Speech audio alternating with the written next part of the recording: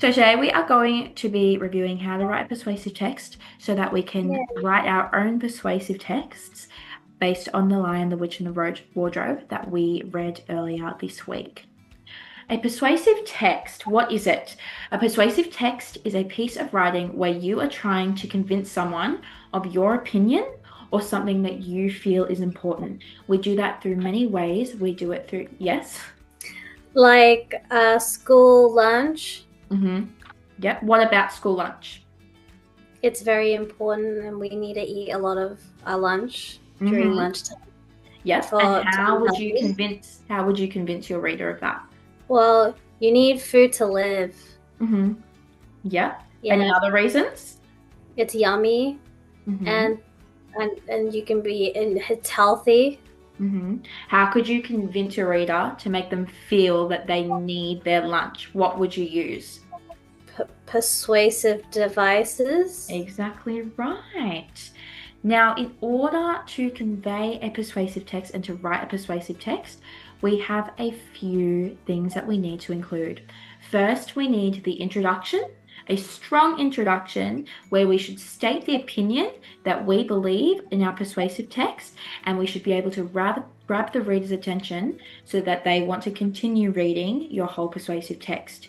You need 3 body paragraphs that support your opinion by giving reasons as to why your opinion is important or why your opinion should be believed. So every paragraph needs to be a separate reason, and you need to provide evidence and persuasive devices, as you said before, in order to convince your reader. Finally, you need a conclusion. Your conclusion should revisit the key points that you used in your body paragraphs and restate your opinion in a strong way to keep your reader thinking about what your opinion was. Any questions? Why do we need the conclusion if we're just repeating the information? Your conclusion is a strong way to end to keep your reader thinking about what you've written, and it also restates your opinion in a really strong way that keeps your reader feel like they need to act. And that's something you can include in your conclusion as well, is a call to action where we say something needs to be done about this or something needs to happen to prevent something from happening. All right, introduction. How are we going to hook our readers and keep our readers wanting to read the rest of our persuasive text? We are going to start with a hook. A hook is something that you use to grab your reader's attention, a strong opening sentence that really gets your reader, the attention is there. They are hooked in, like a question or a bold statement. I strongly believe that we need to do this, or I strongly believe that this should not happen. Next, in your introduction, you need to state your opinion. What do you believe? What do you think? Why do you think that? What are you trying to convince them of? And how are you going to convince them of it? All right, students, we're going to be looking at body paragraphs. Okay, so for our body paragraphs, we need to first state the reason that we are using to help prove our point. So, for example, if I was trying to prove the point that lunch is very important, as we mentioned before, I would start by saying, lunch is very important because lunch is very healthy. That is where I would stop the topic sentence, because the evidence or the reasons to support that would follow afterwards. For example, if I was saying it is healthy, I could say, for lunch you can eat lots of fruits and veggies, and they will give you the energy for the day. That would be the evidence that I use for my body paragraph. Now we will be going over the different persuasive techniques that are needed to help convince your readers what you want to convince them of. So, why is lunch important? Persuasive techniques will make sure that your readers know exactly why lunch is important. And of course, you want to conclude your body paragraph by restating your opinion. That way, your readers know that this is why you said the evidence. This is what your opinion is. Here are the persuasive techniques. Can I get a raise of hands for who can give me an example of rhetorical questions. Raise of hands of anyone. Yes, Chelsea. A rhetorical question is a question that you ask that doesn't actually need an out loud answer. So it could be, would you feel this way too? If you may. Oh, yes, that's a very good example. Well done. Okay, can I get an example of a strong opinion from anyone? Strong opinion. So just underneath that, it says confident, direct statements that ensure readers know you feel strongly about your point. Yes, Olivia. A strong opinion. This needs to happen, or else something bad will happen. Yes, that is a very strong opinion. Yes, a very good method there. We also have emotive language, which is the use of emotional words that make your readers feel strong emotions, so such as anger or sadness or excitement. And we can say for the sentence that Olivia had presented to us, she used a threat which enticed fear into her audience. And that is a way of convincing your readers. I don't recommend it, but it is a way. We also have repetition, so using the same word or phrase multiple times to make it stand out. This is generally done in the rule of 3. For example, I will have lunch. I will eat healthy. I will share my food with everyone.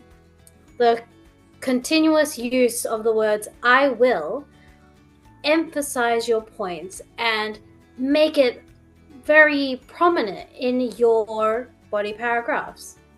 You could also use facts or statistics as real evidence to support your opinions, or you can use anecdotes, short stories, something from your experience or something that someone you know has experienced to help convince your readers. Finally, we've got our conclusion.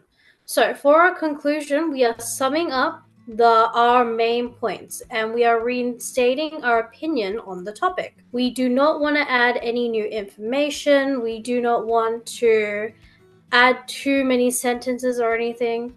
It should just be, in conclusion, I believe that lunch is very important because this reason, and this reason. And I believe, after that, you would say, I believe, and then you would say what action you want to happen.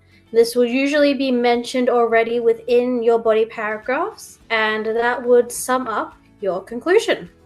All right, students, it is now your or our turn. We are going to brainstorm. Students should not have to wear a school uniform. Okay, I am just going to draw a mind map here. And I'm just going to write no uniform. All right.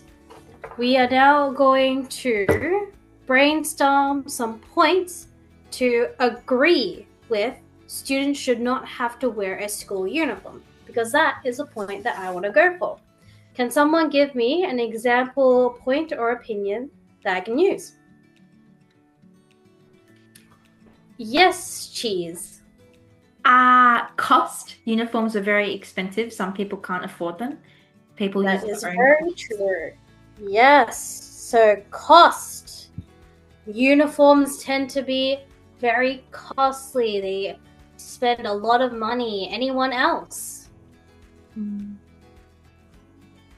Yes, Obsidian. Comfort. Some people might not be comfortable in school uniform. They might not like the material. Yes. So, not comfortable. Well done. Yes. So some uniforms are made with different materials that some students might be okay with, but other students might not be okay with. Some of them might prefer other uniforms that are easier for them to move in or a lot softer for them. Anything else? Yes, Casey. Self-expression. Self-expression. Can you elaborate a little more for me? When you wear your own clothes, you can say what you're feeling or dress how you feel you want to Oh, dress yes. rather than trying to have to fit in with a school uniform. Yes, that is very true. I do love that. So let's say, hmm, expressing how you feel in dress. Yeah? Yeah. All right. Expressing how you feel in dress. All right. These three reasons are really good. Well done. Now, just before we go into that, we want to go into who this essay should be targeted to. Because we want this to be addressed to people who can relate to this kind of issue. So, who should we be writing this essay to? Yes, Maxine? To a school principal or teachers. Oh, the school principal or teachers. Well done. So we would say our audience, our target audience would be the principal or the teachers. Well done. Is there anyone else that anyone can think of that we can put down? Anyone else? No? That's okay. So I think not only should we convince principals and teachers, but we should also try and convince parents as well. Because who's buying those school uniforms? Parents. Good job. All right. Well done, guys. What are some persuasive techniques that we can use in these arguments to convince our readers, to convince our audience? Facts. Facts? What kind of facts? Like how much the uniforms cost. So using different figures, different numbers. Yeah. Yeah. And where would we put that one? Where would we put that persuasive technique? In the paragraph about the cost of uniforms. Cost of good. Beautiful. What else could we use? Emotive language. Good. And what kind of emotive language could we use? Yes? Happy. Really Happy? happy emotive language, yeah. Why would we be happy? Because if we're expressing how we feel in our uniforms, then we'd feel really happy about it. Good. So which paragraph would we use emotive language in? In expressing how we feel in dress. Expressing. Good. And we're going to come up with one more. What else can we use? Yes. We could use a rhetorical question. Good. What's a rhetorical question we could use? What paragraph, first of all, are we going to use a rhetorical question in? We've got one for the expression. We've got one for the cost of uniform. What's left? Not comfortable. Not comfortable. Good. And what could our rhetorical question be? Yeah? We can have, why would you wear clothes that don't feel comfy?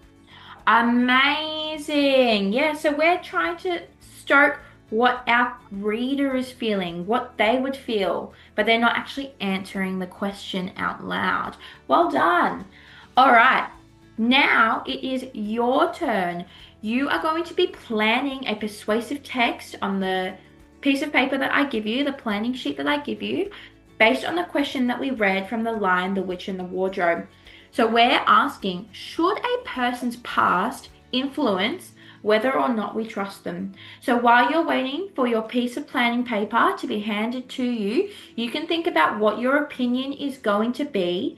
Have a think about some body paragraphs, some reasons that you might feel that way. Once you've written your reasons, then I want you to use some persuasive techniques, and we're going to use those in each of our paragraphs. Do you have any questions before we start? No. Okay, perfect. I'm going to hand around your pieces of planning paper and you can get started once you get them.